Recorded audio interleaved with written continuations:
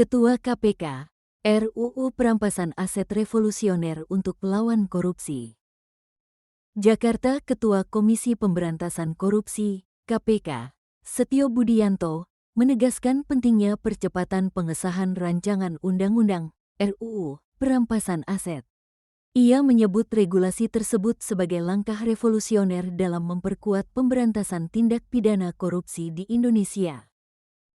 Pernyataan itu disampaikan Setio saat menjadi pembicara dalam seminar nasional bertema dampak sanksi perampasan aset koruptor terhadap penguatan kinerja KPK di Universitas Pelita Harapan, UPH, Kabupaten Tangerang, Kamis, tanggal 28 Agustus tahun 2025.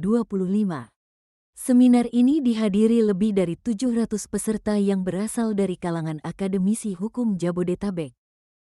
Menurut Setio, urgensi RUU tersebut tidak hanya terbatas pada perkara korupsi, tetapi juga menyentuh tindak pidana lain yang menyebabkan kerugian negara.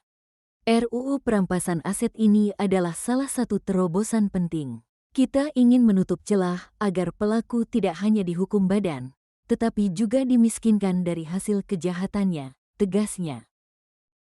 Ia juga mengingatkan masyarakat, khususnya generasi muda dan kalangan akademisi, agar tidak memandang remeh praktik korupsi.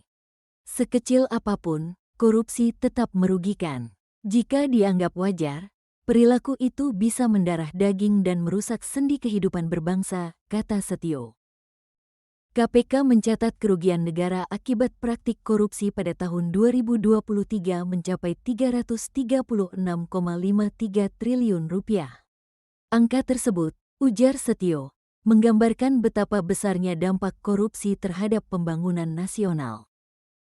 Selain itu, Indeks Persepsi Korupsi, IPK, Indonesia saat ini masih berada di angka 37 dari 100 poin, menempatkan Indonesia di peringkat 99 dari 180 negara.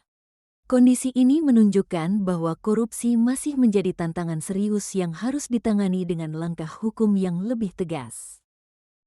RUU Perampasan Aset sendiri telah masuk dalam program legislasi nasional, Prolegnas, sejak 2023.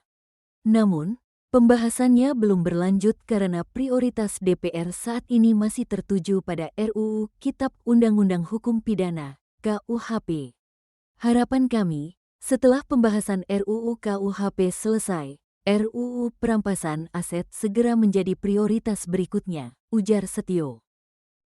Dalam seminar tersebut, Guru Besar Hukum Pidana, Jamin Ginting, turut hadir sebagai pembicara.